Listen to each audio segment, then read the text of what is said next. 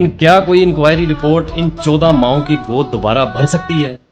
اسلام آباد کے سب سے بڑے ہسپتال پمز میں جو واقعہ ہوا ہے یہ محض ایک واقعہ نہیں ہے، یہ کوئی حادثہ نہیں ہے، یہ وہ زندہ خوابوں کا جل کر راکھ ہو جانا ہے جو بہت سارے والدین نے برسوں سے دیکھے ہوئے تھے۔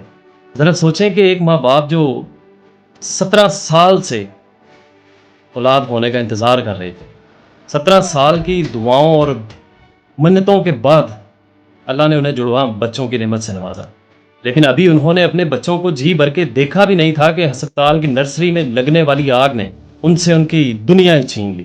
کچھ والدین ایسے تھے جنہیں 4 سال بعد، کسی کو 5 سال کے بعد اولاد ملی، لیکن چند ہی لمحوں میں 14 نامولود پھول جیسے بچے اس آگ کی بھیٹ چڑھ گئے۔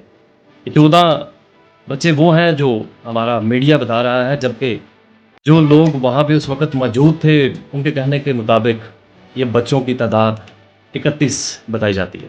وہ بچے جو ابھی دنیا میں آئے ہی تھے، جنہوں نے ابھی اپنی ماں کا چہرہ بھی صحیح طرح سے نہیں دیکھا تھا، وہ انتظامیہ کی لاپرواہی کی وجہ سے راکھ بن گئے۔ ہمارے معاشرے میں ڈاکٹروں کو مسیحا سمجھا جاتا ہے، مسیحا کا درجہ دیا جاتا ہے۔ جب کوئی مریض یا بچہ ہسپتال جاتا ہے تو والدین اپنے جگر کے ٹکڑے کو ڈاکٹروں اور ہسپتال کے عملے کے بھروسے چھوڑ دیتے ہیں، لیکن سوال یہ پیدا ہوتا ہے کہ جب نرسری میں آگ لگی تھی تو وہ مسیحا کہاں تھے؟ شارٹ سرکٹ یا ایمرجنسی سے نپٹنے کے لیے حفاظتی انتظامات کہاں تھے؟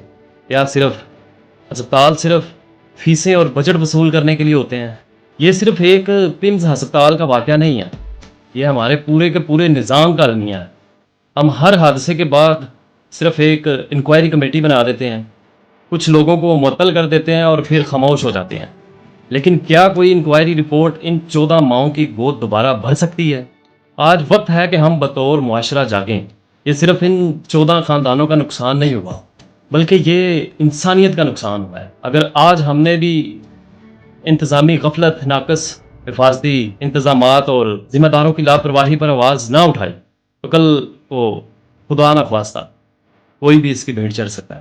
حکومت اور اداروں سے گزارش ہے کہ صرف معطلی کے ڈرامے نہ کیے جائیں، بلکہ ذمہ داروں کو ایسی سخت سزائیں دی جائیں کہ آئندہ کسی بھی ہسپتال میں کسی ماں کی گود اس طرح نہ اجڑے۔ اور دعا ہے کہ اللہ تعالیٰ ان تمام متاثرہ والدین کو صبر و جمیل عطا فرمائے۔ آمین۔